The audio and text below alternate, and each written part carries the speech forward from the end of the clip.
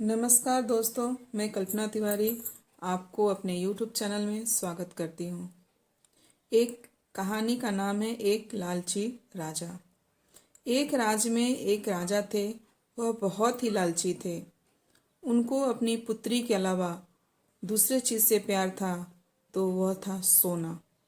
वो सोते जागते कभी भी सोने का ही सपना देखते थे।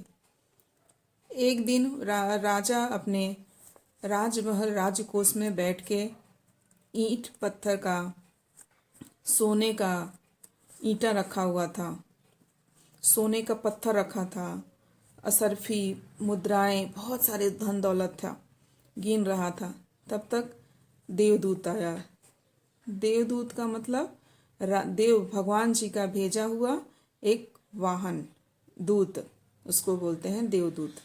तो आया, राजा से कहा, राजा आप तो बहुत धनी लग रहे हैं, इतने असरफियाँ ईंट पत्थर सब सोने के ही आप चुन रहे हैं, गिन रहे हैं। राजा बड़ा दुखी हो गया, बोला कहाँ सोना है मेरे पास, ये तो मामूली सा है। तो देवदूत ने बोला, लगता है आप सोने से बहुत प्यार करते हैं। तो राजा ने बोला, हाँ मुझे सोना बहुत प्यारा है। वो सोता भी था राजा, तो ये सोने का ही सब सपना देखता था। तो देवदूत ने राजा को आशीर्वाद दे दिया कि ठीक है, जाओ, कल सुबह से जिस चीज़ को तुम छुओगे वही चीज़ तुम्हें सोने का हो जाएगा। राजा को रात भर कहाँ नींद आने लगी। राजा रात भर इस करवट उस करवट व्याकुल बेचैन होके कब सुबह हो, कब सुबह हो। सुबह हुआ, राजा उठा, उछलते कूदते, जैसे बिस्तर से पैर नीचे रखा, एक चेयर पड़ी थी सामने, उसको छुआ, वह सोने को हो गया। मेज पड़ा था, मेज को छू दे सोना हो गया। राजा लगा, बाहर निकला, बाग बगीचे की तरफ गया। पेड़ को छुआ, पेड़ सोना, फूल को छुआ, फूल सोना, पत्तों को छुआ, पत्ते सोना, खंबे को छूता, खंबा सोना। जिस चीज को राजा छूता था वो सोने का हो जाता था। राजा पागल व्याकुल होने लगा, खुशी के मारे उछलने कूदने लगा कि बाप रे बाप, अब तो जिस चीज को मैं छूऊंगा वही चीज सोने का हो जाएगा। राजा ऐसे ही करने लगा, हर चीज को जगह जगह जगह जगह छूने लगता था, सोना सोना। वो राजा ये भूल गया था उस खुशी के मारे कि जिस कपड़े को मैं पहना हूँ वो कपड़ा भी सोना हो चुका है। उछलते कूदते राजा थक गया था, उसको बहुत प्यास लगी थी, बहुत भूख और प्यास लग गई थी। व्याकुल राजमहल की तरफ आया, अपने नौकरों से कहा कि मेरे लिए एक गिलास पानी लाओ और कुछ भोजन लाओ खाने के लिए। राजा जिस चेयर पे बैठा था, कुर्सी पे बैठा, तो कुर्सी सोना हो गया। नौकरों ने उसके सामने गिलास का पानी, भोजन तरह तरह का लाकर रख दिया।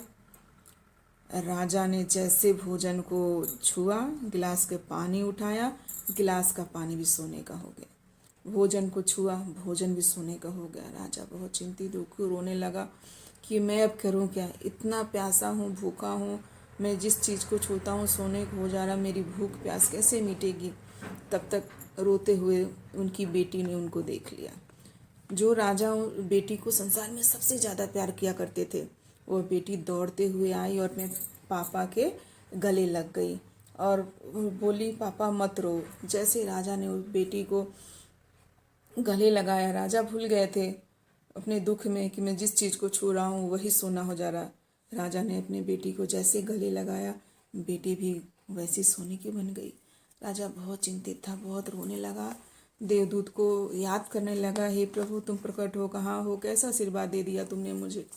देवदूत को बहुत दया आई और देवदूत ने वापस राजा के पास प्रकट हुआ और राजा को बोला कि राजा जी आप ये बताओ, एक गिलास पानी महत्वपूर्ण है या आपके लिए सोना चांदी।